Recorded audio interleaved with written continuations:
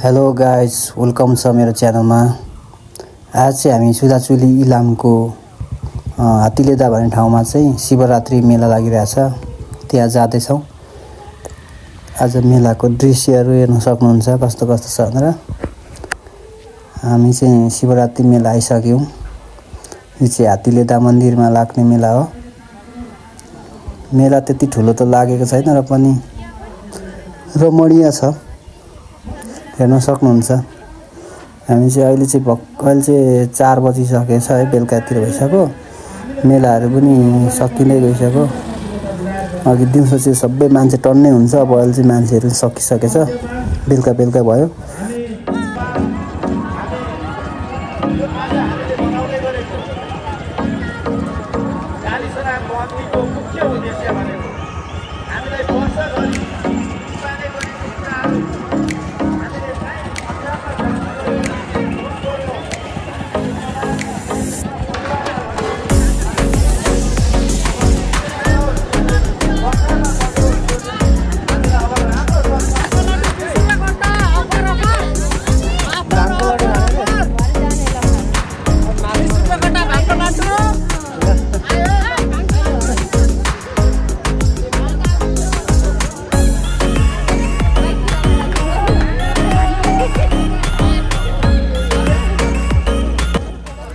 यहाँ चाहिँ सबै गुरुहरूको मूर्तिहरू छ। यहाँ चाहिँ सबै गुरुहरूको मूर्ति हुन्छ, फागुनन्दहरू, धेरै मूर्तिहरू छन्।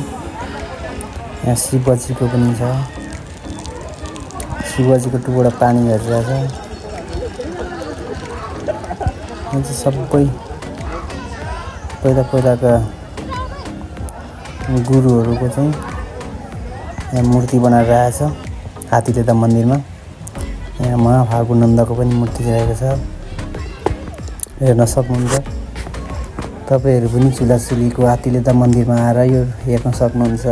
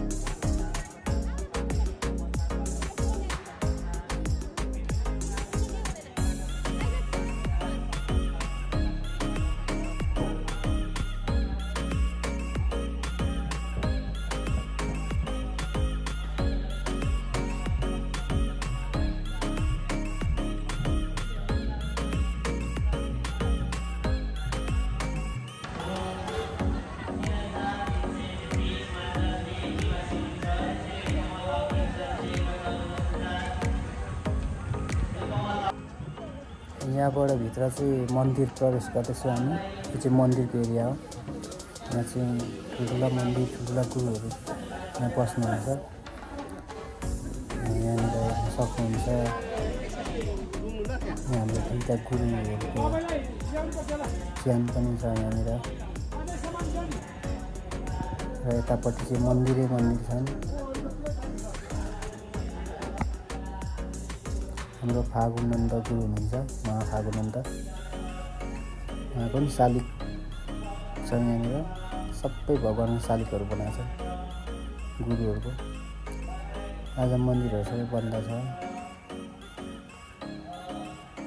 यो चाहिँ सबै मन्दिरको एरिया हो।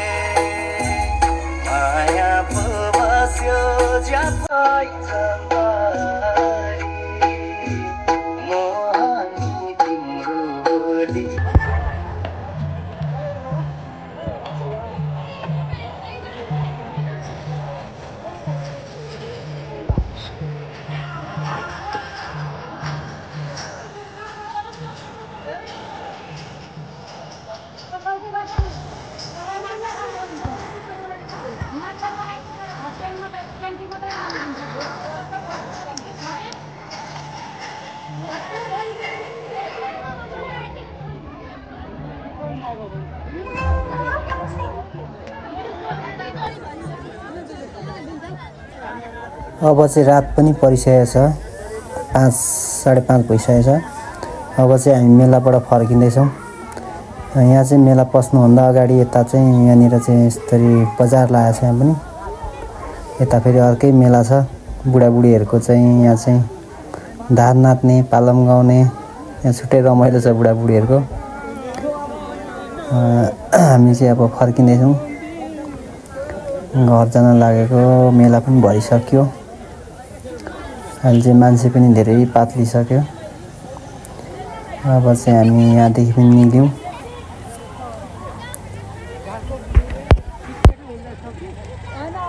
हामी चाहिँ परदेखि आएको, मेला चाहिँ त्यहाँ पर लाग्दैछ। त्यहाँ मेला रहेछ, यहाँ मेला रहेछ। यहाँबाट लाग्दै परसम्म मेला लागिरहेछ।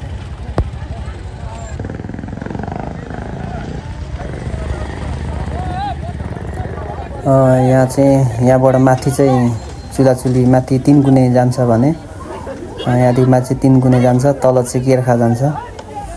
यहाँ तलबाट चाहिँ केर्खा पुग्छ। अब हामी चाहिँ जानुपर्ने माथि। मेरो भिडियो हेरेर साथ दिनुहुने सम्पूर्णलाई धेरै धन्यवाद भन्दै मेरो भिडियो यहीँ अन्त्य गर्न चाहन्छु। हस्त, धन्यवाद।